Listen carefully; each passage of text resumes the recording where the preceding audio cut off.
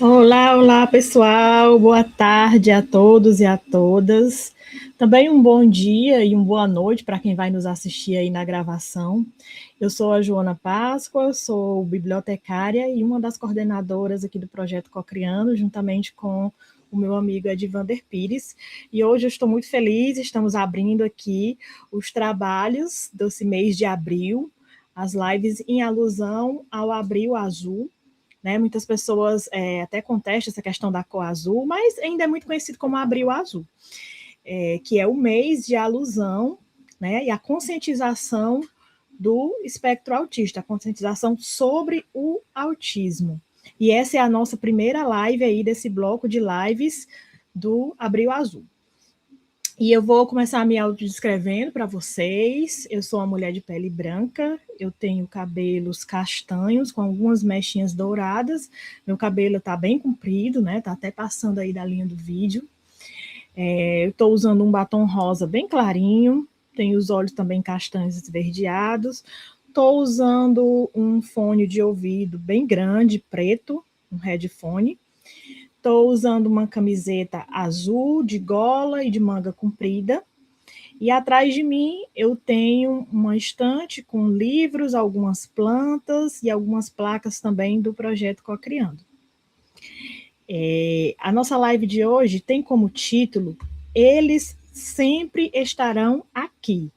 Experiências na aprendizagem com alunos autistas. Nós vamos receber aqui 3 pessoas muito especiais, né? 2 pessoas que têm prática aí no trabalho, na escola, no AEE, com pessoas autistas, e uma bibliotecária, uma colega bibliotecária, que tem também formação na área da educação e também é uma mãe atípica.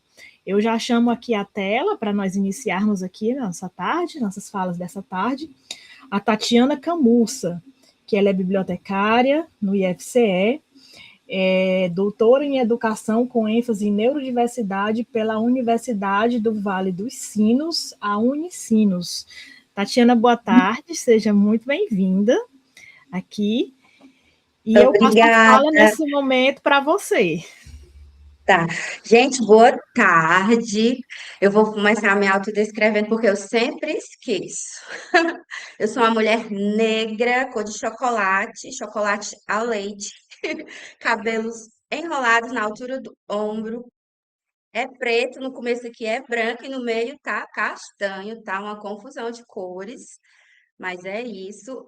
E eu estou de óculos roxo, os lábios grossos e vermelhos. Estou com a blusa rosa e um colar da cor de prata, cor de moeda. Atrás de mim tem uma parede verde, uma tomada e uma pilha de livros. E é isso.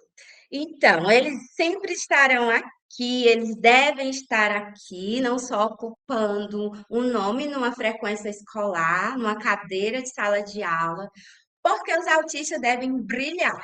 Eles têm potencial para brilhar muito mais do que nós estamos vendo.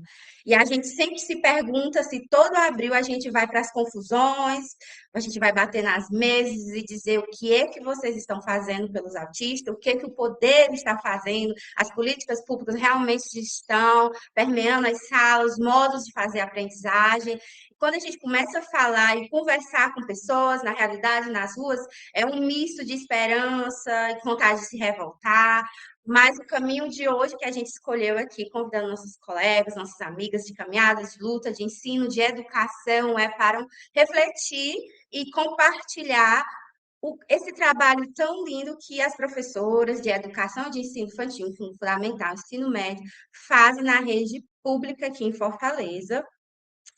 E eu conheci, né, essas meninas que vocês vão já ver, apresentar, numa experiência que eu tive no mestrado, onde eu quis me aproximar desses alunos autistas e neurodivergentes, como é que eles fazem, como é que fazem com eles nessa construção de aprendizagem nas escolas. E eu fiquei um tempo lá e conheci a Eleusa, e eu aprendi muito, eu pensava que eu sabia alguma coisa, e realmente o chão da sala de aula é uma escola assim, muito pujante, que é toda hora, todo dia, você se depara com uma situação que ainda nem foi registrada nos livros, nem nos periódicos científicos.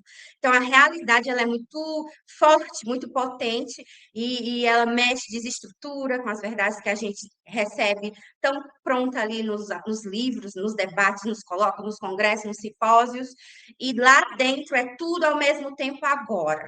Nem dá tempo, às vezes, você tem que ter um raciocínio muito rápido, porque o problema está ali, precisa ser resolvido, e é preciso um jogo de cintura, criatividade, sensibilidade, conhecimento, é tanta coisa ao mesmo tempo que aquilo ali me deixou atordoado, e eu acho que eu nunca mais vou deixar de pesquisar e estudar autismo, autistas, mas também respeitar quem está lá, né? Tentando fazer a inclusão de verdade acontecer, né? Então, para vocês me conhecerem um pouco melhor, pedir a Joana para colocar algumas imagens que a gente preparou hoje de manhã, só para dar um mote para a conversa, né? E ficar mais. Para vocês me entenderem por que eu resolvo falar disso hoje, com tanta paixão e com tanto sentimento e com tanto conhecimento também. O meu filho, Thierry, é autista, ele tem 15 anos, agora em julho, dia 1º, ele faz 16. E se vocês olharem essa imagem, é uma imagem de uma escola, um ambiente escolar, e ele está com esse pilão na mão. Acho que ele está pisando na pimenta do reino com alho, né? Eu estava no meu trabalho, numa tarde, super aflita, porque era uma escola nova, e eu sempre tentei levar o Thierry para um lugar mais inclusivo possível, onde ele tivesse possibilidade de aprendizagem, não só de brincar, mas de aprender, porque a escola não é parque de diversões. Também é lá que você tem que fazer a leitura, a escrita, ter acessos, né, a ao acervo acadêmico. E eu sempre tentava, então eu não tinha medo de mudar de escola, de mudar de bairro. Acho que se não tivesse encontrado, eu tinha mudado até de cidade. E o Thierry é essa coisa mais linda do universo, que tá com este pilão aí, com essa bermuda, com esses remendos E ele foi uma das primeiras imagens que eu vi o Thierry dançando na escola. E a minha esperança se renovou nesse dia, nesse mês, porque antes eu acreditava que esses rituais culturais que tem na escola não era para o Thierry, porque ele não conseguia permanecer com o som, com a iluminação, com os gritos, ele se desorganizava. Na verdade, eu não estava entendendo o tempo do Thierry. Eu queria que fosse no meu tempo, eu queria que fosse no tempo das outras crianças, mas o tempo do Thierry foi esse tempo aí. Não foi na primeira série, nem na segunda, eu acho que aí ele já está na quarta série. E não existe esses marcadores tão definidos quando a gente fala de inclusão. A gente tem a nossa régua, o nosso cronômetro na educação para eles fazerem as coisas e conseguirem os marcos. E quando você vai trabalhar com diferença e deficiência, você também se freia. A minha ansiedade como mãe era absurdamente descontrolada. Eu era guiada pelos olhares e pelas opiniões alheias ao autismo. E eu violentava o tempo de Thierry na escola. E ele, muito rebelde como eu, não dava nem a mínima para os meus anseios. Ele fez tudo no tempo dele. E que bom que a escola estava aberta para receber ele. Essa foto é muito significativa, todo mundo está lá na rodinha, atenta aos comandos, ao olhar da professora, e o Thierry está fazendo a dança dele e está olhando para onde ele quer. Eu acho linda essa foto. Aí pode passar a próxima. Então, nesse tempo que eu fui fazer o mestrado, que eu conheci a Eleusa, que é a professora que vai falar já já, eu estava muito enlouquecida ainda, porque o Thierry estava numa fase que todo mundo dizia que ele tinha que multiplicar, ler, tinha que tomar medicação para poder ficar focado na sala de aula e nas terapias, fazer comando, respeitar os comandos, que eu tinha que levar para o neuro, testar medicações, qual é a melhor medicação, escola regular, todas as terapias do mundo, ele tinha que fazer esporte para poder ter um desenvolvimento motor maravilhoso, excelente, e alimentação, tira os biscoitos, tira o leite, tira o açúcar, e a vida social, e tem que levar. E, gente, nessa loucura toda, eu fiquei louca, né? Eu desenvolvi uma ansiedade absurda. E detalhe, eu brigava com todo mundo nas escolas. Eu não parava para perceber que, às vezes, até a escola estava tentando, mas ali ainda estava tendo um conhecimento entre a escola, o professor, a sala e o Thierry. Era tanta coisa acontecendo. E eu olho para trás e vejo que eu me deixei ser conduzida por vozes que não entendem, não estava dentro da nossa vida. O Thierry é único, a nossa casa é única, a nossa família é única, e a gente tem que ter um filtro muito excelente para não se deixar ser violentada por vozes que vêm de todos os lados. Precisa respeitar, primeiramente, a criança, depois o nosso tempo, a nossa saúde mental, emocional, porque senão tudo vai virar uma grande guerra, uma grande batalha e ninguém vai ganhar. Então, nessa época em que a criança ainda não fala, ela não se comporta como a gente deseja, ela não lê nem escreve como a escola espera, é tanta cobrança em cima de um pingo de gente como Thierry, e eu faço essa fala fazendo uma sensibilização para as famílias e para os professores. Todos nós estamos nesse momento muito bombardeados de falas e de cobrança, de exigência, e se a gente realmente não respirar e prestar atenção, que todos nós somos humanos. Uma hora, se ficar nesse embate, a gente vai pifar, a gente vai falhar. O professor fica doente, as famílias ficam doentes, os casamentos ficam desmoronando e a gente acaba não fazendo nada, né? Pode passar o próximo, por favor. Aí hoje eu pedi ajuda ao chat GPT, porque na nossa época não tinha mais. Hoje eu já sei usar, e eu disse chat GPT, olha a minha confusão aqui, e faz uma coisa bonita, artística, conceitual. Aí eu botei o laudo dele, o Thierry com apenas 1 ano. O Thierry ainda não falava, mas adorava brincar, mexer, pegar em livro, pegar em areia. Ele falava através das mãos, porque deu bobeira, ele botava na boca. Podia ser uma pedra, uma areia, um livro. Tudo ia para a boca do Thierry, na forma que ele tinha de explorar e de tocar no mundo, né?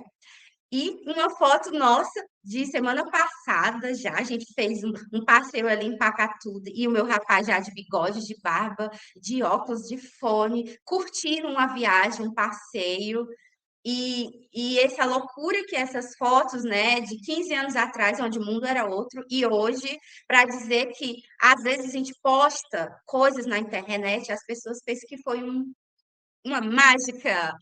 15 anos.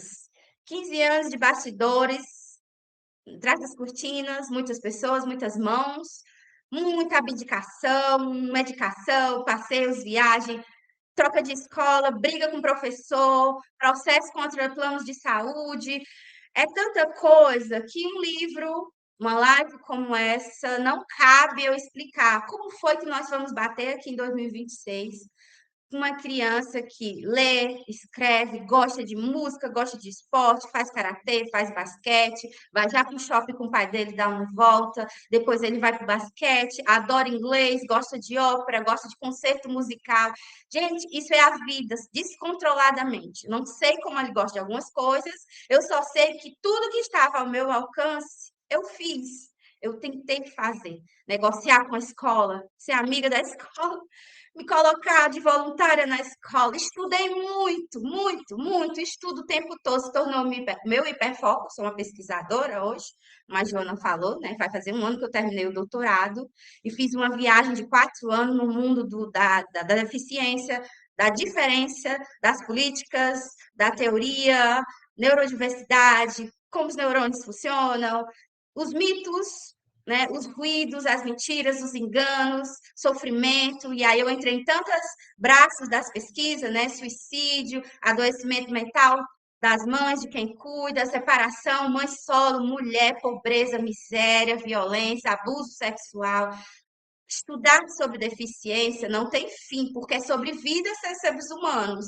Independente da idade desse humano, onde ele mora, o que ele faz, a gente vai fazer uma pesquisa totalmente de vieses diferentes, né? Eu sou uma pessoa que mora em Fortaleza, Ceará, Nordeste, na periferia da cidade. Então, assim, eu tenho minhas verdades, minhas histórias, minhas realidades, meu olhar é totalmente direcionado por tudo que eu permeio aqui no meu gueto, no meu lugar. Se uma pesquisadora que não fosse mãe de autista, tivesse apenas morando no melhor bairro da cidade, contato apenas com teóricos, ela teria um discurso e uma verdade diferente da minha. Porque todo discurso ele é enlameado, ele é encharcado pela realidade onde seus pés estão enfiados, né? Eu estou com os meus 2 pés enfiados num lugar onde tem um monte de mulheres tentando educar seus filhos nas escolas, e muitas vezes as escolas fecham as portas, botam dificuldade e culpa ela do fracasso do menino, ou da criança, da menina, né? E esse tipo de verdade eu combato, porque uma mãe sozinha não dá conta de todas as vertentes de um ser humano, né? Saúde, alimentação, passeio, lazer.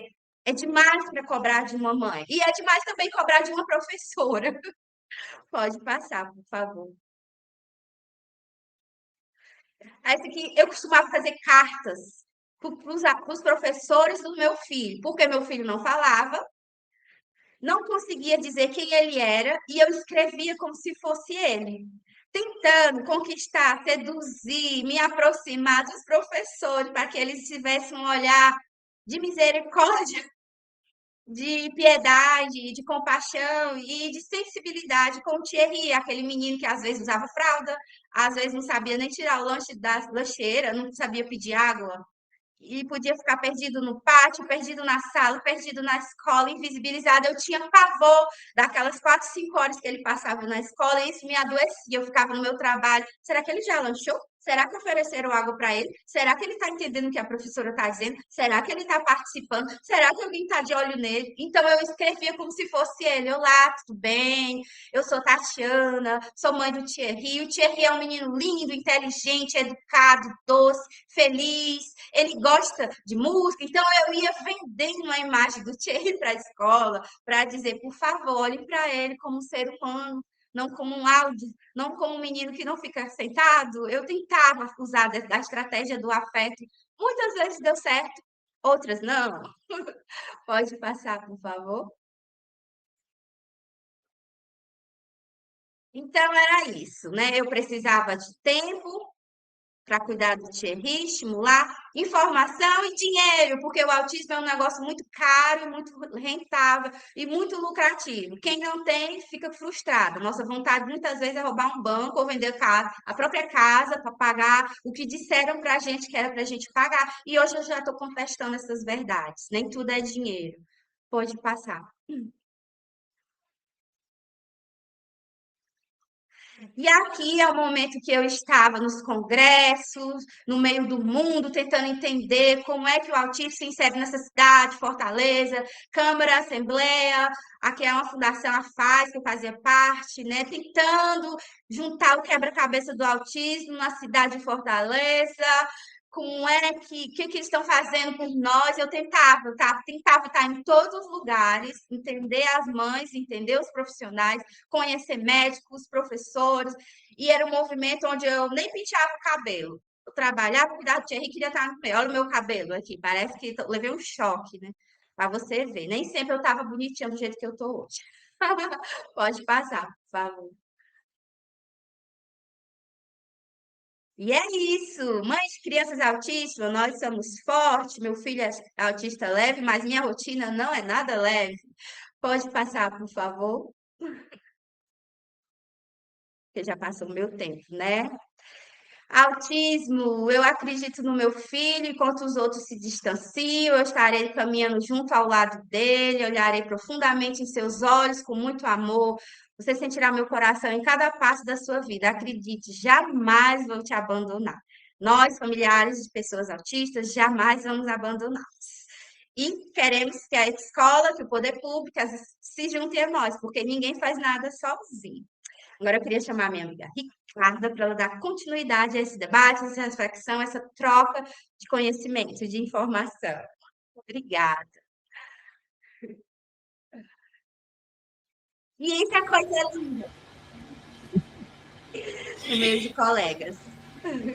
Gente, ouvir a Tatiana é assim, sempre me dá um misto de emoções. Até parece que eu não conheço ela, porque sempre me dá esse misto de emoções. É alegria misturada com orgulho, né? Porque por ser uma amiga, por ser uma colega de profissão e por ser uma colega também de luta aí no autismo, e dá às vezes dá raiva e às vezes dá vontade de chorar, às vezes dá vontade de sorrir. Esse trabalho dela, essa tese do doutorado dela, foi uma coisa assim tão profunda, foi uma coisa assim tão. Eu aconselho a todo mundo, deve estar no repositório, né, Tati? Eu aconselho Tá. assim, a todo mundo a ler. Ela fala das experiências, também fala muito das experiências, da subjetividade do autismo, né? E das próprias experiências, eles falando de si próprio. E ela me pediu para dar uma lida, né, no trabalho dela e, sei lá, de repente corrigir ou então opinar em alguma coisa lá. Ela me pediu uma opinião de uma bibliotecária, né, de uma amiga, mas acabou que aquilo, como não poderia ser diferente, permeou assim profundamente nas minhas entranhas, né?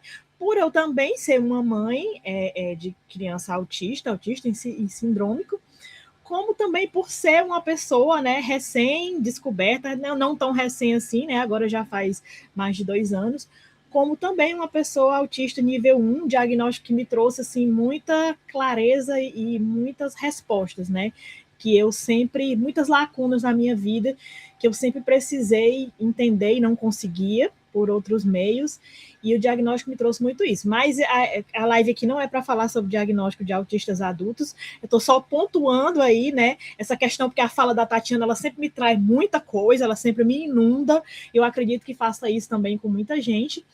E nós vamos continuar aqui a nossa tarde.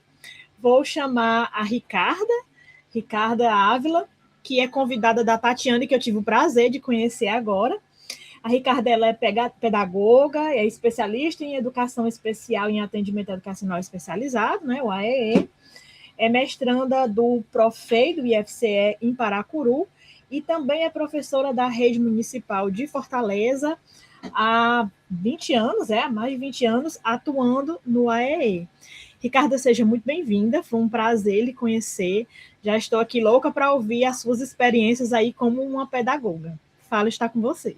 Olá, boa tarde, bom dia para quem vai assistir a live de dia, boa noite para quem vai assistir essa live à noite. Eu sou a Ricarda Ávila, eu vou fazer minha autodescrição. Eu sou uma mulher loira, mas de cabelo pintado, né? Sou loira de cabelo pintado, na altura dos ombros. Eu uso óculos de grau, numa tonalidade marrom. Estou usando um batom marrom também, uma blusa da cor vinho, com manga curta. E atrás de mim tem uma parede branca com um quadro de rosas. E, gente, gostaria de dizer que é um prazer estar aqui conversando com vocês sobre as experiências inclusivas. Eu sou professora da rede municipal eu já estou quase me aposentando, mas a minha maior experiência é no atendimento educacional especializado. Trabalho exatamente, esse ano está completando 20 anos, né, de trabalhando só com a educação especial inclusiva. Trabalho numa escola, o nome da escola que eu trabalho é a Escola Municipal Professor José Sobreira de Amorim, está localizada no bairro Jockey Club. É uma escola de referência para aquele bairro em se tratando de inclusão, porque logo no advento, quando as escolas começaram a receber, a acolher essas crianças que estavam ainda naquele período de escolarização nas instituições, o Sobreira de Amorim foi pioneira nesse acolhimento, nesse recebimento, nessa matrícula esses estudantes com deficiência. Então, ela tem uma história já de luta mesmo assim, de inclusão, vamos dizer assim, né? Lutando para que as coisas aconteçam. Nesse contexto, nós temos a escola, ela trabalha com 2 centros de educação infantil, um que é localizado fora desse ambiente ali da escola, né? É um centro de educação infantil onde tem crianças de 6 meses até 3 anos de idade. E dentro da Escola Sobreira de Amorim, nós temos outro centro de educação infantil, funcionando com infantil 4 e infantil 5, e nós temos as turmas de 1º ao 5º ano. Então, nós temos uma grande demanda de alunos com deficiência, e por esse motivo nós temos mais de uma professora do atendimento educacional especializado. Eu, como tenho carga horária reduzida, trabalho só um horário, trabalho pela manhã, tem outra professora do AE que trabalha à tarde, e uma outra professora do AE, que é por conta da demanda que nós temos quase 200 alunos matriculados, esses alunos com laudo já estão no SGE, e ainda aqueles que ainda estão investigando, né? Ainda está naquele processo de investigação, de busca pelo laudo. Então, a gente tem essa grande demanda. E aí, eu estou aqui para conversar com vocês, né, sobre as experiências positivas e as experiências que ainda estão no percurso, né? Eu não vou nem dizer que são negativas, porque tudo é válido. Em se tratando de inclusão, tudo que a gente faz é válido. Não importa se você acertou, se você errou, nós estamos em busca. Então, eu queria começar dizendo que a inclusão, né, que falar de inclusão é falar de processo, né? É falar principalmente de relações. Então, e dentro da escola, essas relações, sem sombra de dúvida, as relações mais importantes é justamente a parceria entre a escola e a família. Então, se a gente não andar junto, não caminhar junto, as coisas já são difíceis, já são desafiadoras. E se a gente não unir forças, aí é que a coisa se apresenta com mais dificuldades. Eu gostei tanto da fala da Tatiana, né, que eu queria até citar aqui um pouquinho sobre quando ela falou da cartinha que ela fez para as professoras. Né? E eu, quando recebi na escola também uma cartinha de uma mãe, a primeira vez que eu recebi, eu fiquei emocionada, sabe? Assim, porque eu nunca tinha recebido uma cartinha, né, de uma mãe, ela falando dessa criança, né, contando porque ele não se comunicava com a fala, né, apenas balbuciava, e eu achei aquilo tão lindo. E, assim, comoveu a todos, principalmente a professora. E nós, enquanto professoras do AE, nós fazemos essa ponte entre a família e os professores. A gente, na escola, a gente faz essa articulação da inclusão. Então, assim, é uma rede de apoio entre família e escola que tem que caminhar junto. Né? A gente um tem que confiar no outro, um tem que se apoiar no outro, para que as coisas realmente tendem a caminhar dentro daquilo que a gente espera. Nem sempre a gente consegue, realmente. Mas a gente trouxe aqui casos, né? Nós não vamos citar nomes, nós vamos citar exemplos, né? Então, a gente tem, eu gostaria de citar aqui 2 casos, né? Um caso de um aluno que a parceria com a família foi espetacular. Nós acompanhamos essa criança desde o início que ela entrou na escola. Ela entrou no 1º ano do ensino fundamental e saiu no 5º ano, né? Porque a escola só tem até o 5º ano. E como eu sou responsável pelos alunos do Fundamental 1, né, que é do 1º ao 5º ano, eu acompanhei essa criança desde sua entrada na escola. E confesso que, inicialmente, a mãe, quando matriculou, a gente faz todo aquele acolhimento, faz uma entrevista com a mãe, com a família, né, principalmente com a mãe, e aí a gente passa a conhecer essa criança, passa a conhecer a realidade da criança, a partir dessa entrevista, né, desse bate-papo que a gente faz com a família, aí a gente colhe muitas informações sobre a criança e aí a gente vai montar um plano de atendimento educacional especializado para aquela criança. E assim a gente faz com todos. Então, a gente foi vendo, né, as dificuldades iniciais, o medo da mãe, mas a vontade que ela tinha de que desse certo as coisas, e aí ela segurou na mão da gente e a gente foi longe. E o filho dela avançou muito. Eu quero até citar aqui um fato, né, para ilustrar melhor os avanços, né, essa confiança que a família deposita na gente. Houve um passeio na escola em que todas as crianças com deficiência precisariam da companhia da mãe, embora a gente tenha profissional de apoio, a gente tenha assistente de inclusão, e a mãe foi a primeira a falar: olha, eu confio em vocês, eu acho que dá para o meu filho ir só com vocês, a profissional de apoio, porque eu busco a autonomia dele. Então, aquilo a gente ficou assim, encantado, né, com essa disponibilidade, com essa confiança dessa mãe, né? E aí a gente, já conhecendo a criança já tinha um longo percurso com a gente, já estava mais ou menos, acho que no 4º ano. Então, assim, a gente achou isso interessante, por quê? Porque o que a gente busca, entre outras coisas, na escola, é a autonomia dessa criança. Por quê? Porque essas crianças crescem. Então, assim, a profissional de apoio, ou a assistente de inclusão, elas estão ali para dar realmente, de fato, o apoio que ela precisa, seja na alimentação, seja na locomoção, seja na comunicação. Então, assim, a gente também favorece para essa criança a sua autonomia.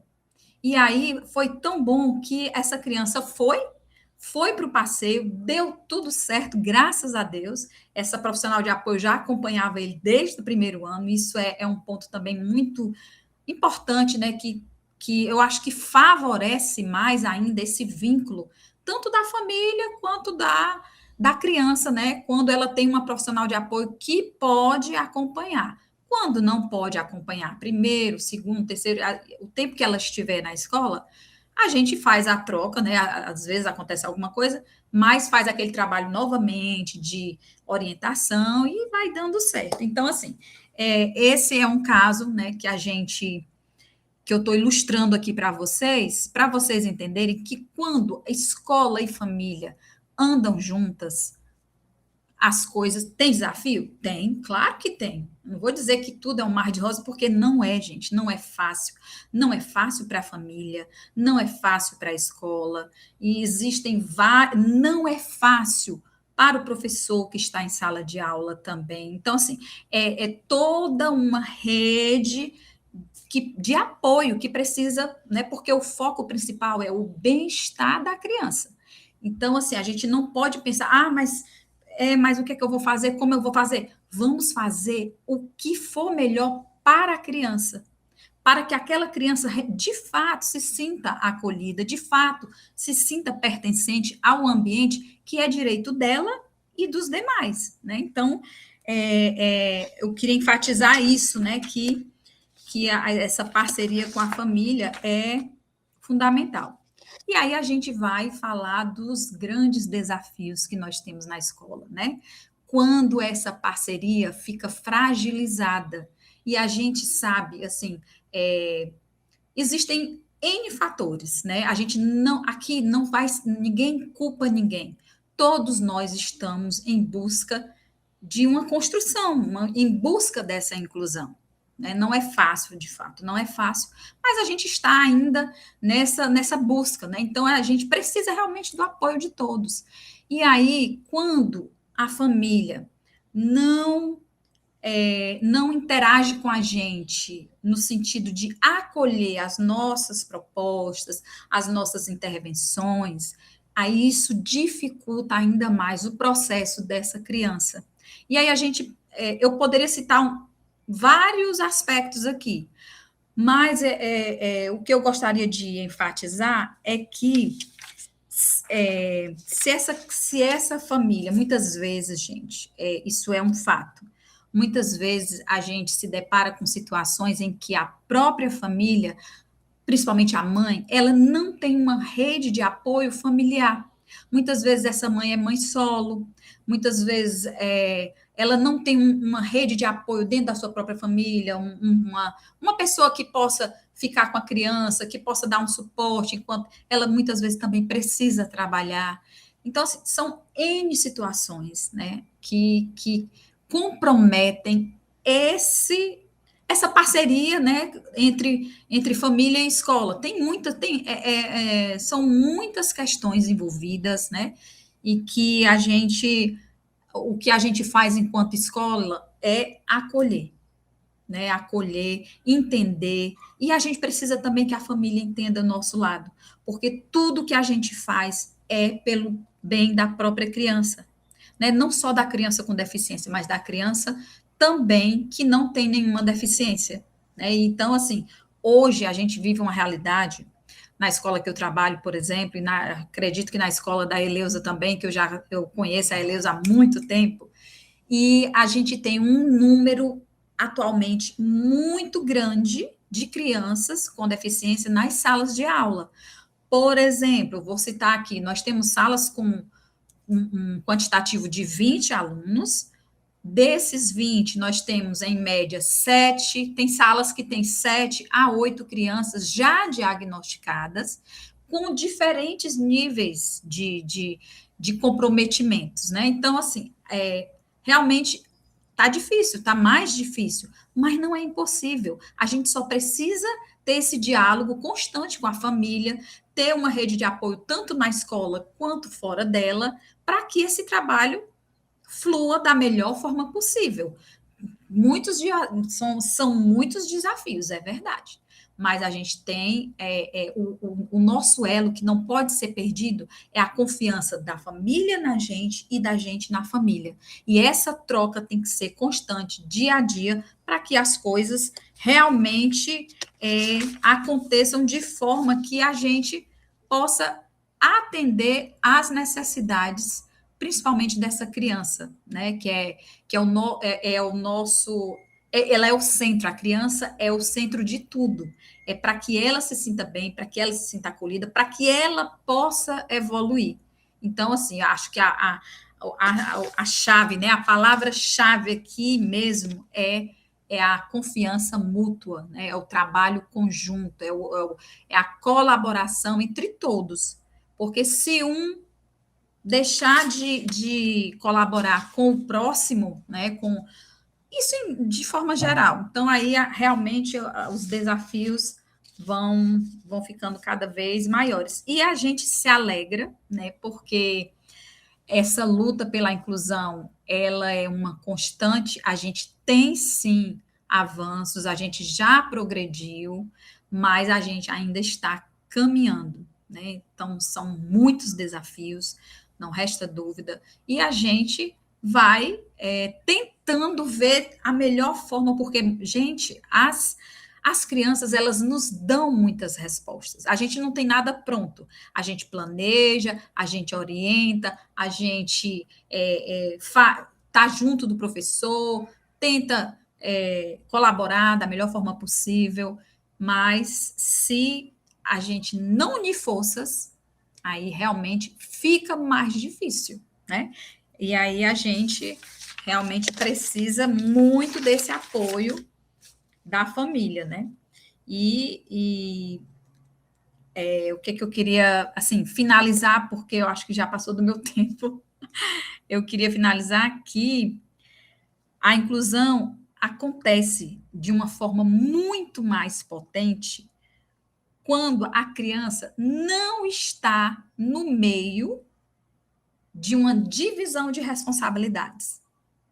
Pelo contrário, a criança ela precisa estar no meio onde todos juntos estão em prol do melhor que a gente pode fazer por ela. Tá bom? E é isso. Vamos aguardar agora a nossa amiga Eleusa. Muito bem, muito bem, muito bem. Que fala, assim, maravilhosa. É sempre muito bom você ouvir um profissional, né? Como a Tatiana falou, que está ali no chão, da escola que está ali no dia a dia. Acho que não tem leitura científica, não desmerecendo as leituras, né? Lógico que foi um fruto de muitas pesquisas, mas eu acho assim que não tem nenhuma leitura de um livro ou de um artigo ou nenhuma coisa escrita, nenhuma experiência assim que se compare ao dia a dia na escola, a cada situação nova, a cada situação com a criança, a cada situação com a família, né?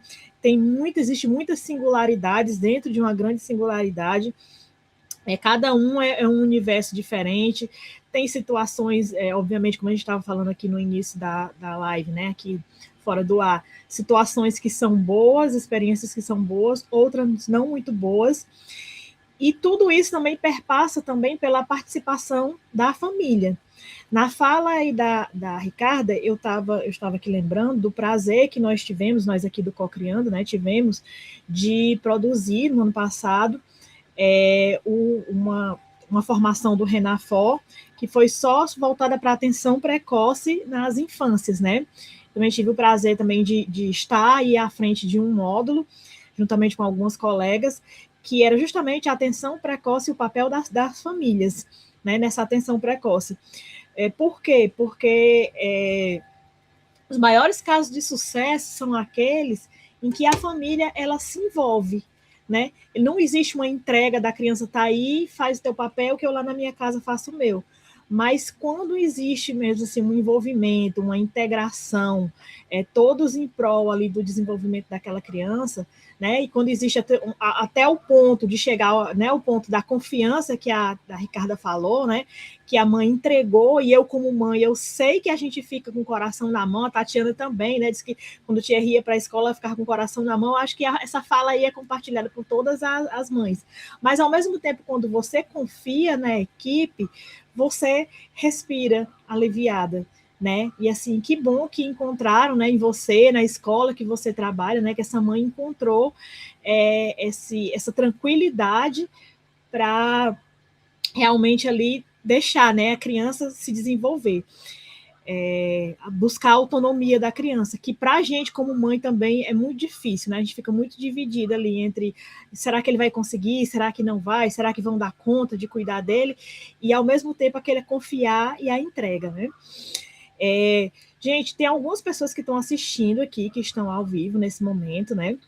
E eu já peço, quem tiver alguma pergunta para fazer para a Tati, ou para a Ricarda, ou para a Eleusa, que é a nossa próxima pessoa que vai entrar aqui, a nossa próxima palestrante, que deixe aí, se tiver alguma pergunta, se tiver alguma dúvida no decorrer da fala delas, ou mesmo se você tiver alguma contribuição, pode interagir com a gente no chat, viu? Que no final nós vamos ter um momento aqui com todo mundo, um momento de uma mesa redonda mesmo, né? Apesar de ser um encontro virtual, mas a gente sempre procura ter esse momento aí final de discussão e de troca para fazer um fechamento bonito, né? E redondinho, como diz a Tatiana. E eu já chamo aqui a tela, a nossa próxima palestrante, que é a Eleusa Menezes, que também é pedagoga, graduada em pedagogia pela UFC. Ela tem pós-graduação em educação especial e em psicopedagogia pela Urcam Prominas.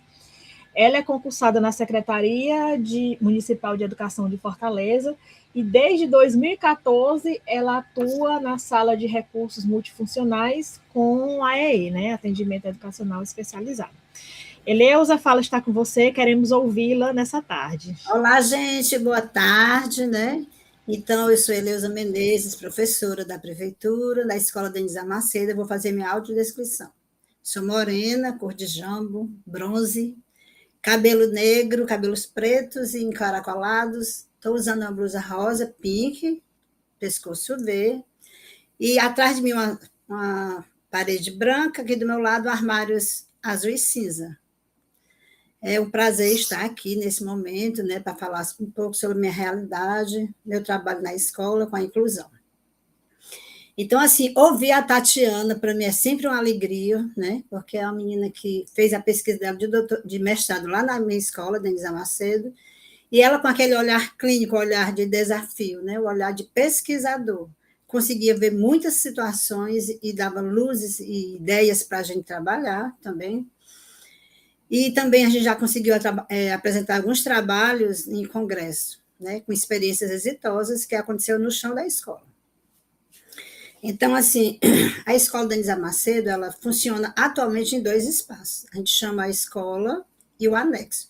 O anexo a gente trabalha do infantil 4 ao 1º ano, que é um espaço cedido, próximo à escola.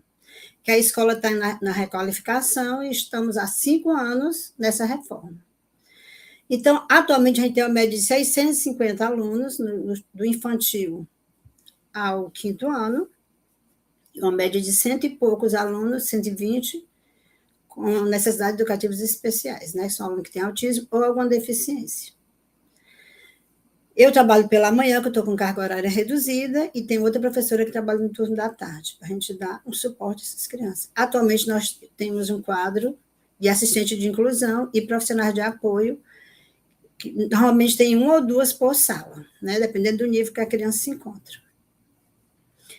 Os desafios são constantes, né? Então, assim, acho que o grande trabalho do AE na escola é esse gerenciamento, esse acolhimento da família.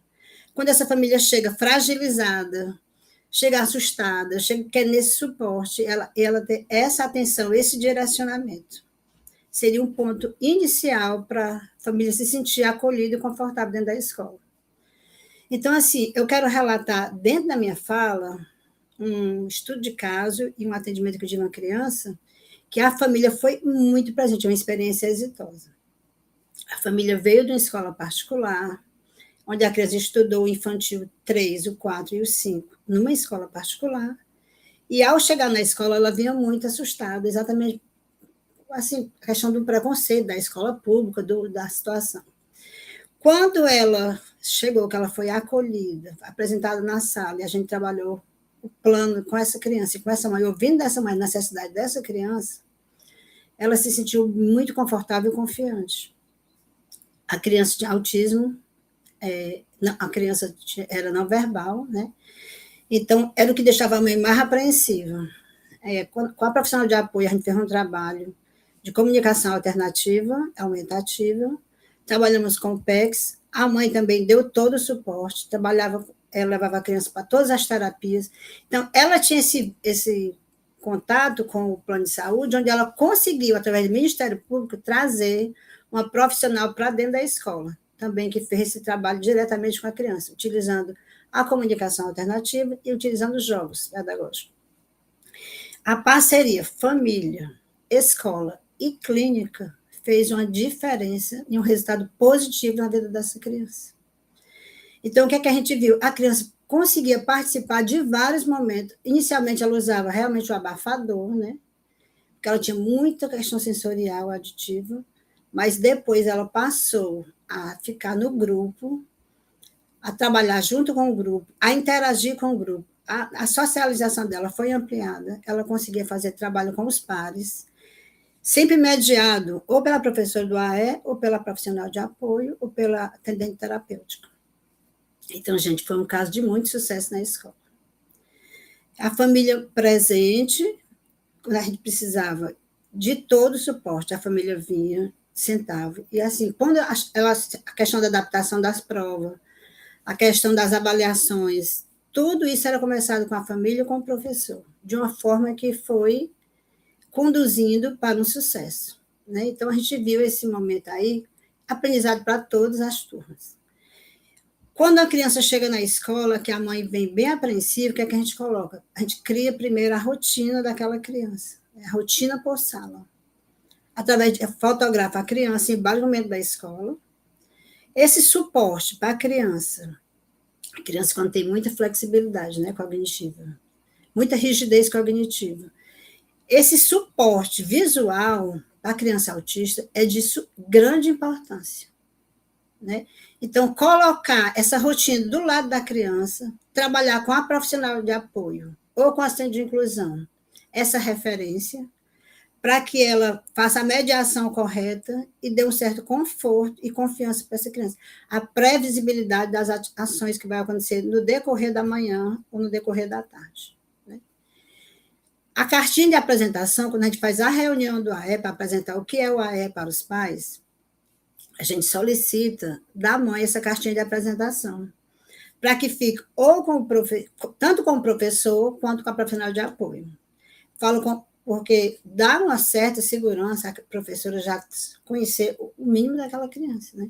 Então, esse olhar, essa parceria, essa troca de informações fortalece a questão da inclusão, porque dá uma segurança para todos, né?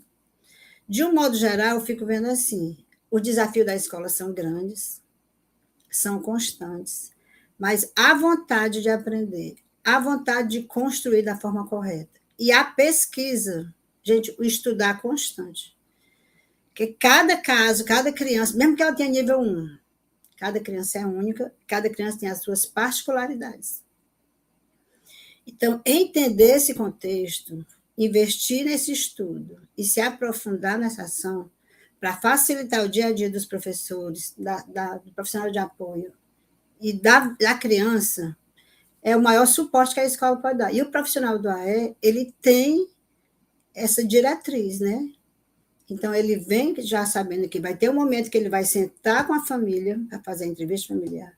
Tem um momento que ele vai tirar um tempo para sentar com o professor, para fazer o planejamento, fazer essa articulação de trazer o suporte para essa criança e também sentar com o profissional de apoio. Diante de tudo isso, ele também vai ter que ter um tempo para atender essa criança. Então, assim, múltiplas ações que faz o dia a dia da escola ser bem dinâmico, né? Sempre procurando a assertiva. Se não deu certo aqui, vamos ver o que é que ficou pendente. Qual foi a trava, qual foi a barreira? O que de fato aconteceu porque não avançou. Então, a gente tem que parar naquele ponto, fazer uma avaliação, uma análise daquela situação, para poder descobrir qual foi a causa que realmente impediu aquele avanço, né? Questão da medicação, conversar com a família sobre a questão das terapias, questão da medicação, a questão também da frequência escolar. Então, são várias situações que o profissional tem que estar orientando essa família. Então, essa parceria ela é constante. Gente, com relação ao estudo do caso exitoso, né, a situação que eu coloquei no início, a parceria foi com a família e com a clínica.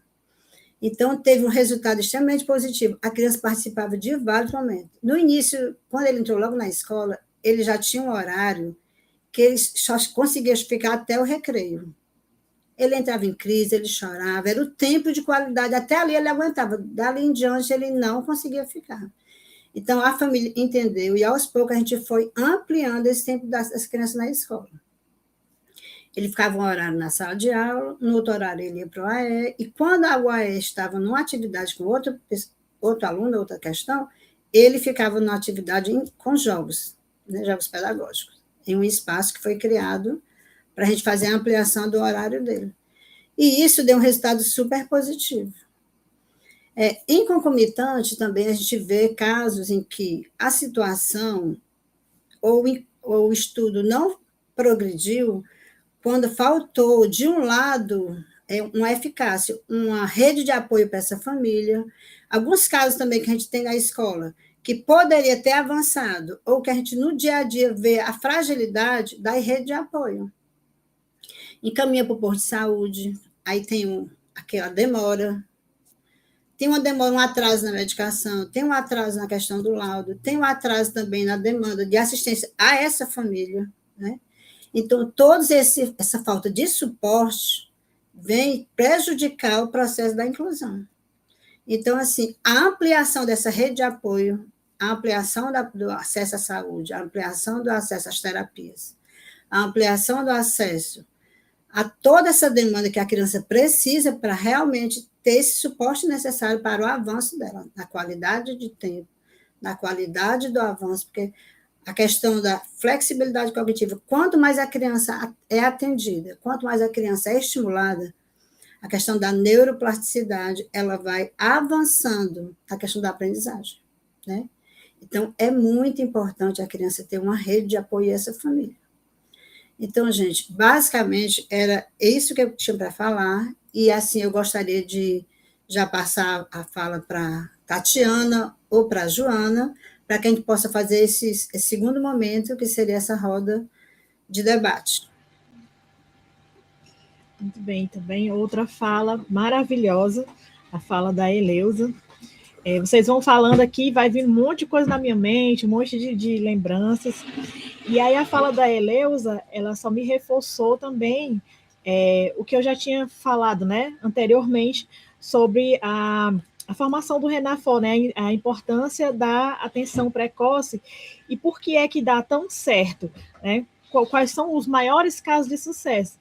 Os casos, a Ricardo citou aí a parceria muito forte aí, escola-família, e a Eleusa complementou também com a questão da saúde, porque geralmente uma criança com deficiência, com autismo, como é o nosso foco hoje aqui, mas uma criança, qualquer deficiência que seja, deficiência intelectual somente, sem autismo, ou outra deficiência que seja, né, nós sabemos que são muitos tipos, geralmente a criança ela tem muito essa ligação forte com a questão da saúde, das terapias, seja numa clínica particular, ou seja também num serviço público. E aí a gente via, viu, Eleusa, que os maiores casos de sucesso eram esses que existia esse tripé muito forte.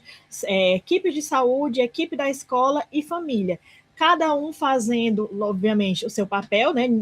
A saúde não entrava na questão pedagógica, nem a questão pedagógica entrava na questão médica, até porque não pode, são competências diferentes, mas que se conversavam e se complementavam.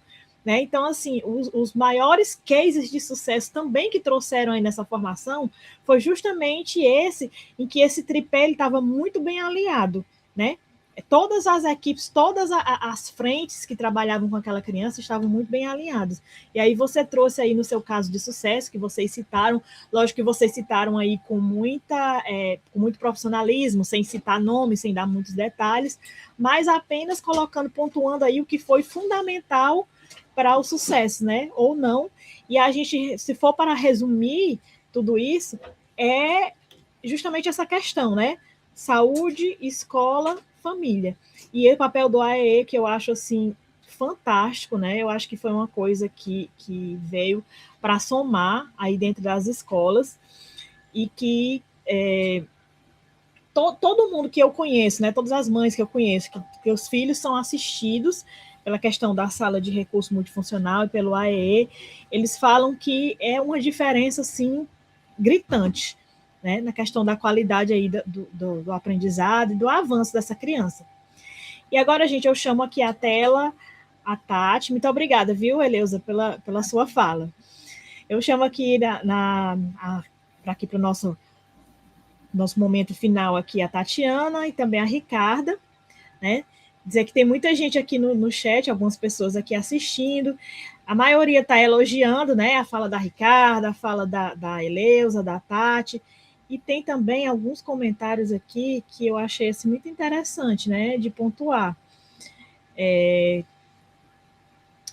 Começando aqui com o Dalton Ávila, ele fala assim, que o desenvolvimento da autonomia das crianças autistas é de extrema importância e depende da colaboração dos pais também, né? Reforçando o que a gente já tinha colocado aqui.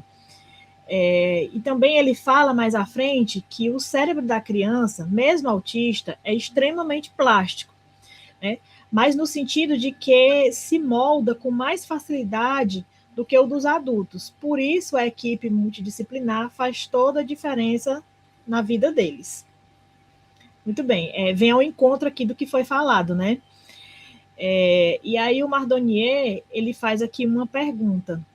Ele pergunta, quando é que a gente pode dar visibilidade ao trabalho dos professores que fazem inclusão nas salas de aulas? Aí sobre essa visibilidade, como é que vocês acham que é dada a vocês que fazem esse trabalho em sala de aula? Olha, posso responder? Pode sim. Nós, eu e a Eleusa, como somos professoras do AEE, a gente faz um trabalho colaborativo. É um trabalho que AEE e professor caminham juntos. Então, para a gente dar essa visibilidade ao professor, né, na inclusão, o primeiro passo é o acolhimento, é a escuta ativa e reflexiva, porque o professor é ele que está na linha de frente com esses alunos. Então, se a gente não tem uma escuta, não tem um acolhimento com eles, infelizmente, eles vão ficar numa situação ainda mais complicada. Não sei se eu respondi, mas se a Eleusa quer complementar, ou a Tatiana. Eu fico pensando assim, como dar visibilidade ao trabalho dos professores que fazem inclusão na sala de aula, né? Essa visibilidade, eu acho que está dentro do projeto Vivo da Escola. Cada sucesso que essa criança consegue, cada avanço, isso aí é referência do professor na sala de aula. É o dia a dia, é o meu dia, a conquista, é o abraço, é o aceite. Até o colo que o professor dá, gente, é todo dia. O professor abraça essa causa. E a visibilidade está estampada nos congressos, nos seminários, nos eventos. Isso aí não tem como voltar. É sempre avante. Isso. Tati, quer falar alguma coisa? Eu acho que também os pais, eles podem falar. A gente como pais, a gente fica sempre no papel de acusar, né? O insucesso. Aí, a Era o que eu partir ia do momento falar que eu também. fui para dentro da escola, eu sempre estou fazendo advogada agora dos professores, porque é uma rede. O professor, ele tem um gestor, ele tem um coordenador, ele tem um diretor, aí ele vai lá para as outras instâncias do poder da prefeitura. Tem tanta gente em cima do professor até chegar que ele não tem plenos poderes, plenos autonomia, ele não pode mudar a dinâmica de uma escola. Então, assim, quando a gente começa a ver como que se organiza a educação em cada sistema, por exemplo, o Sistema Municipal de Fortaleza, né? É uma rede de pessoas, de diretores, de coordenadores, de subordinados, mas quem leva a porrada, a crítica, as mordidas, é quem está na sala. E se eu não tivesse passado aqueles meses todos, acho que foram 6 meses dentro da sala, eu não sabia. É duro, olha, não passa. De 7 às 11, parece que é uma eternidade. Quando tem crise, quando o aluno não vem alimentado, quando ele desmaia, quando ele faz as necessidades fisiológicas na roupa, quando a gente vai atrás de outra roupa para trocar e não vem, ou não vem fralda. É tanta situação que eu pensava que aquilo ali não existia. Foi uma revelação. Então, seria interessante que todo mundo pensasse. Quando a criança passa esse período na escola, toda a responsabilidade extrema de várias crianças fica na mão, às vezes, de uma ou duas pessoas. E isso gera um tormento na nossa cabeça. A gente fica com medo, a gente fica insegura. Será que o pai vai entender o que aconteceu? Ele não estava aqui, eu vou explicar. Então, é a minha palavra, né, que vai ali. E gera uma sensação mesmo assim de turbulência dentro da cabeça do professor, sabe? Dos profissionais, dos cuidadores, de todo mundo. Eu antes não via, eu era muito dura nas críticas, que vocês. Agora eu nem falo e nem permito, né? Muito bem. Realmente, Tatiana, eu concordo com a sua fala, é justamente o que eu ia pontuar, né? A gente escuta muito, basta eu abrir esse meu Instagram, não sei se é porque a minha bolha é muito voltada para criança com deficiência e autismo, basta eu abrir que tem sempre uma denúncia, o professor fez isso, a criança estava assim, a criança aconteceu aquilo, e tudo bem, né? As denúncias elas têm que ser feitas e tudo, mas parece que as pessoas só gostam de divulgar coisa ruim, só gostam de divulgar os casos que não dão certo. Gente, e os casos que deram certo? E o esforço daquele professor, e o sucesso do aluno que conseguiu, com toda dificuldade, atingir um marco, sei lá, terminar o ensino fundamental, terminar o ensino médio, né? Teve todo aí um processo, um plano de fundo, teve o trabalho de muita gente, principalmente dos professores, né? Então, assim, não desmerecendo a denúncia realmente que acontece, mas também nessa questão da visibilidade, Tatiana, que os pais possam colocar também as coisas boas que acontecem, né? Eu me lembro quando o Levi estudava, que eu sempre falava da escola, né, das coisas boas que aconteciam e tudo, e aí uma vez me chamaram de Alice no País das Maravilhas, que eu só tinha coisa boa para falar. Eu disse, olha, obviamente tem algumas coisas que não são tão boas, mas tem tanta gente falando de coisa ruim que eu preferi falar das que dão certo, até para dar esperança a outras mães, porque quando eu fui matricular o meu filho na escola, eu fui chorando, eu fui literalmente chorando, né? Porque eu não sabia o que eu ia fazer, a quem eu ia entregar, e eu era tão inundada com conteúdo de amarrar o menino, judiar o menino, fizeram aquilo, fizeram isso, fizeram aquilo outro, é que a escola é um lugar cruel, é que é isso, que é aquilo, que eu fui assim realmente com esse medo. E esse medo só se dissipou, Tatiana, realmente como você fez. Quando a gente começa a participar, quando a gente conhece, quando a gente entende que o professor sozinho, né, ele não é protagonista sozinho, mas é que ele tem uma série de outras, uma rede muito grande, e tem pessoas que estão acima, e tem coisas que ela até gostaria de fazer, mas falta material, falta tempo, falta também autorização de instâncias superiores, falta compreensão, às vezes, até mesmo dentro da própria instituição, não é? Hoje em dia eu sei que já existe mais diálogo e tudo, mas, enfim, são muitas questões que a gente vê, né? Que antes de acusar, e aqui é até um apelo que eu faço para os pais, que procure conhecer, que procure cooperar também com a escola, mas principalmente com os professores, porque é a pessoa que vai estar ali no dia a dia, que vai, como a Tatiana falou, que vai lidar com as situações reais, com o choro, com as mordidas, com as crises, com as birras, com a reação dos outros colegas com relação a eles, com a reação de outros pais também, que muitos também desconhecem e tem também uma atitude preconceituosa, e o professor se coloca ali numa posição de mediador de tudo isso. Então, que vejam também essas coisas boas e que cooperem com os professores, né? Pare de somente acusar, mas tem alguma coisa boa? Vamos dar visibilidade também às coisas boas, né? Vamos dar visibilidade ao que os filhos conseguiram, vamos dar essa mãe que como a Ricarda falou, que confiou, né, na equipe, né, chegou ao ponto de confiar na equipe, que também possa dizer, não somente essa mãe, mas assim, quem passou por situações parecidas, né, de chegar a um ponto de confiar tanto, de entregar com confiança, que diga, olha, eu confiei, porque a equipe faz isso, faz aquilo, dá visibilidade boa também para os professores, né, porque diariamente, você escuta coisa ruim, né? E que não é só coisa ruim. Então, eu acho que também tem, Tatiana, como você bem pontuou aí, o papel da família de também falar das coisas boas que acontecem, porque acontece, gente, e são muitas, tá? Bartolini também fez outra pergunta aqui, que sobre a visibilidade, né? E fez outra pergunta também que eu achei muito interessante, que qual é o limite de alunos com deficiência na sala de aula para ser possível trabalhar a inclusão? Eu acredito que ele esteja falando aqui de quantidade, né? Até porque acho que tudo tem um limite, né, gente? Fica assim, humanamente impossível. Então, eu gostaria de ouvir vocês aí que têm essa experiência, qual seria assim, um limite de alunos por sala de aula para ser possível trabalhar com mais tranquilidade?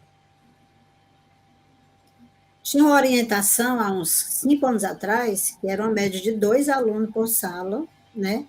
Então, essa orientação não existe mais, a vaga é para todas as crianças, e a pré-matrícula, a primeira matrícula realizada na escola é a matrícula de educação especial, matrícula de crianças que têm laudo, que tem alguma deficiência, tá? O autismo.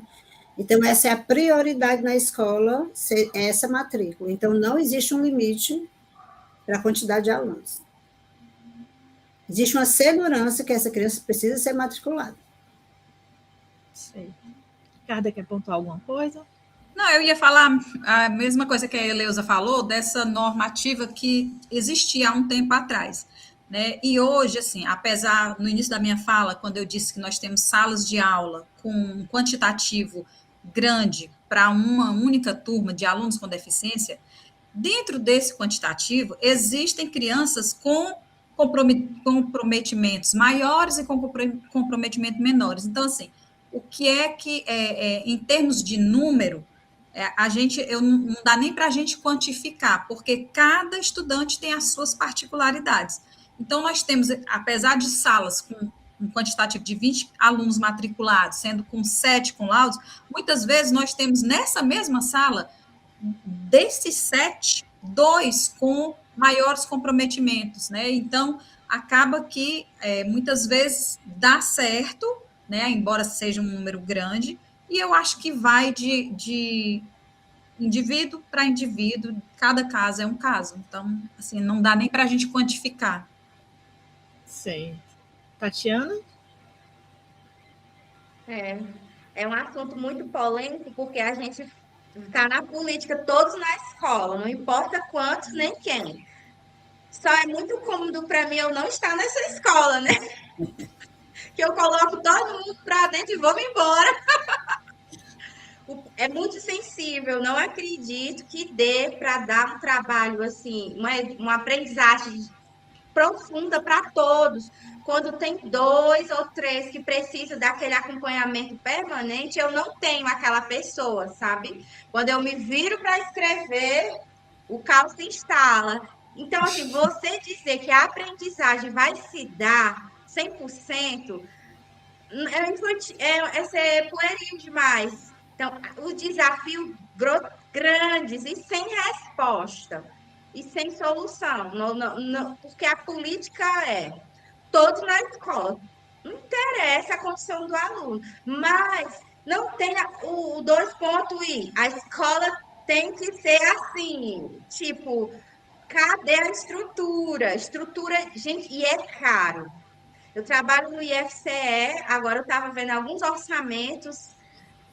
Não é barato, não, fazer educação. Fazer educação inclusiva é caro, mas não tem como não. Se você não investir na educação, você chama de outra coisa, propaganda, um romance, mas a educação, ela é cara, ela é onerosa, nós não podemos mentir, né? Por exemplo, se eu tenho 3 crianças com comprometimento em sala de aula, quantas pessoas eu preciso para alfabetizar na primeira série? Que é um trabalho ali de perto, de corrigir, de avaliar, de pensar. Então, assim, seria preciso o quê? 5 pessoas nessa sala, né? 2 professores, e a gente não vê essas pessoas. Muitas vezes é uma professora e um agente, e eles se dividindo. E quando o agente fica doente, não vem o agente da sala da primeira série, nem da segunda, aí pega o da terceira e fica o caos. E ali, não, no dia a dia, essas minúcias invisíveis. Todo mundo. A mãe quer saber se ele aprendeu, sabe ler, está escrevendo. Então, assim, de quem é esse problema? Que eu vejo quem sofre, o professor que ele se entrega, que ele acredita, porque tem professores e professores, tem professores que realmente dizem assim, eu não vou absorver essa questão, eu não vou, mas quando você tem uma sensibilidade, uma aliança, um compromisso com a educação, é impossível. Todos os seus poros você fica permeado. Então, ali vai sua saúde, ali vai tua força física, vai tua capacidade de cognição máxima, às vezes tua frustração. E você é muito complexo, porque é uma entrega muito visceral. É todo dia, várias horas, né? Então, eu acho que não tem ninguém falando por esses professores, porque há uma rede de poderes de governo, e como você vai falar mal ou fazer críticas ao teu patrão, muitas vezes, né? Que é um caso, se for da município, a prefeitura, se for do estado, é o poder do estado. Eu, no meu caso, é o governo federal. Acho até mais fácil criticar quem está mais longe de mim. Me sinto mais à vontade de tecer críticas, né? Mas quando é aqui em Fortaleza, a prefeitura, o gestor, eu não sei que espaço esse professor tem de colocar isso para fora, de colocar isso na mesa, de colocar, olha, eu não estou me sentindo bem, eu não estou me sentindo saudável, eu preciso. Eu não sei porque eu não sou funcionária da prefeitura, mas eu espero que tenha esses espaços onde ele coloque a situação tal como ela é, e ele seja respeitado e as estruturas sejam mudadas. Porque senão, daqui a 5, 10 anos, ninguém vai querer ser professor. Vai estar as escolas tudo pintadas, com rampa, com elevador, e é professor. Porque se você esquecer o humano antes do professor ser professor, ele é humano, vai ter. E aí vai estar uma crise no Brasil. Ninguém quer ser professor. Por que será? É verdade, Tati.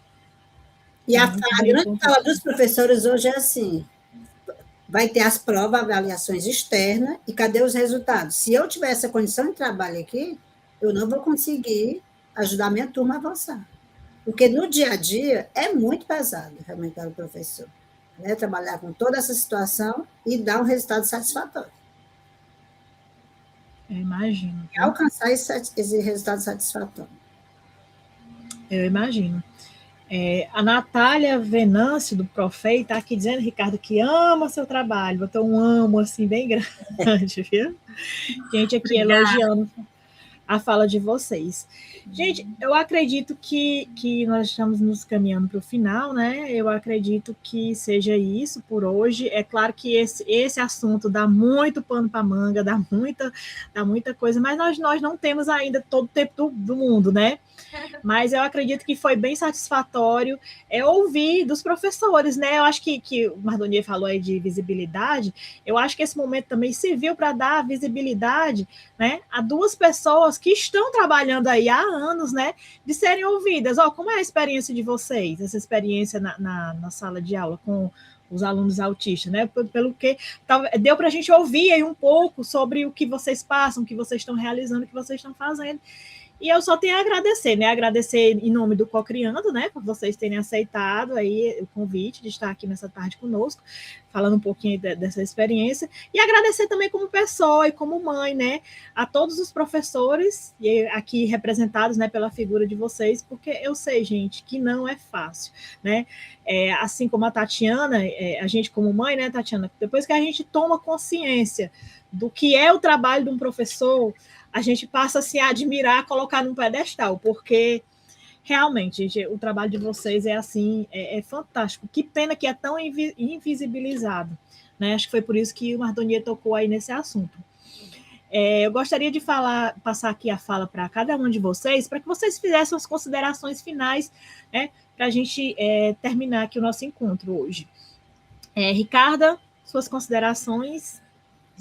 Gente, gostaria de agradecer, né, principalmente a todos que puderam acompanhar essa live nesse momento e aos que ainda vão assistir. Também vai ficar gravado, né, Joana? Isso. Pronto. E aí dizer que, assim, o que eu poderia dizer, tanto para as famílias, né, como para a escola, para os educadores, é que a escola precisa acolher, precisa orientar e persistir no diálogo.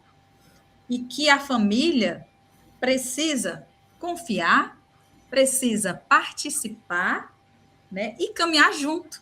Então, porque no fim de tudo, quem ganha com essa parceria é a criança. E agradecer a todas vocês aí por esse momento tão rico de aprendizagem, né, para todas nós. Sim. A criança e a sociedade como um todo, né? Exatamente. Eleusa, suas considerações. Agradecer aqui o convite, né? Obrigada, Tatiana, por estar com você, com a Ricarda e com a Joana. É um grande prazer trabalhar esse tema super importante, né? Nós vivemos a inclusão do dia a dia na escola, é cheio de desafios, né? Poderíamos estar sempre avançando se a gente tivesse uma rede de apoio mais forte, mais centrada e mais direcionada a essa causa, tá bom? Então, assim, o meu abraço e terminando dizendo assim, quando damos à criança meio de se comunicar e a família fortalece esse processo, abrimos reais caminhos para a inclusão.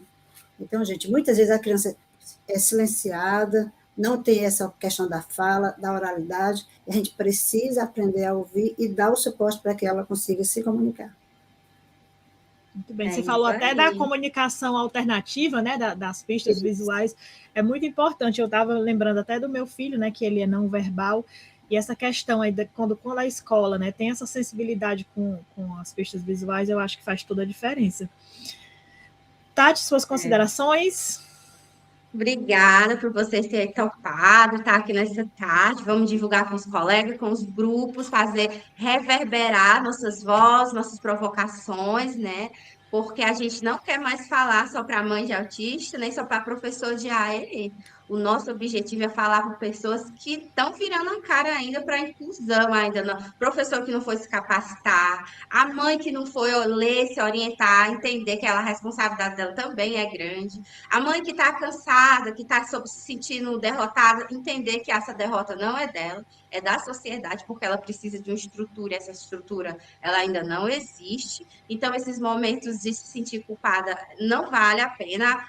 Não se sinta culpada e dizer que hoje, em 2026, nós estamos falando de crianças, de adolescentes, mas que eu, como mãe, tenho certeza que ainda vou falar de autista na velhice, autista idoso, autista na aposentadoria, autista no mercado de trabalho, porque eles não vão desaparecer.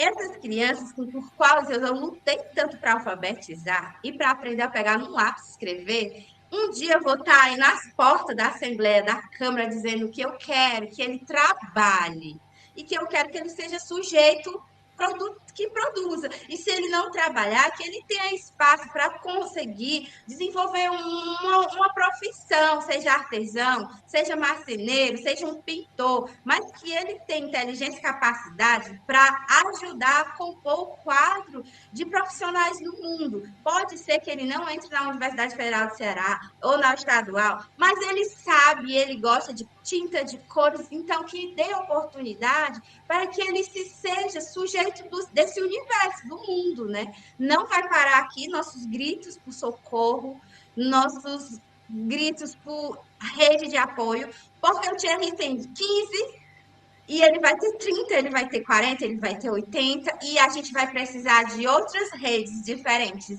Mas sempre vamos precisar, porque ninguém vive nesse mundo sozinho, né? É verdade, Tatiana. Sempre muito política e muito provocativa, né? Essa é a Tatiana que conhecemos. Gente, foi um prazer estar aqui com vocês essa tarde. Para quem vai assistir depois, né, que se deleite aí com a fala, que foi pequena em termos de tempo, mas que foi grande em termos de significado, né? A fala de 3 pessoas, 3 experiências diferentes, uma mãe, uma ativista política, uma pesquisadora e 2 professoras que estão aí na experiência, no dia a dia, que vivem a inclusão de fato. Foi um prazer estar aqui com vocês, mais uma vez, muito obrigada, e até uma próxima oportunidade, se assim Deus nos permitir. Tchau, tchau.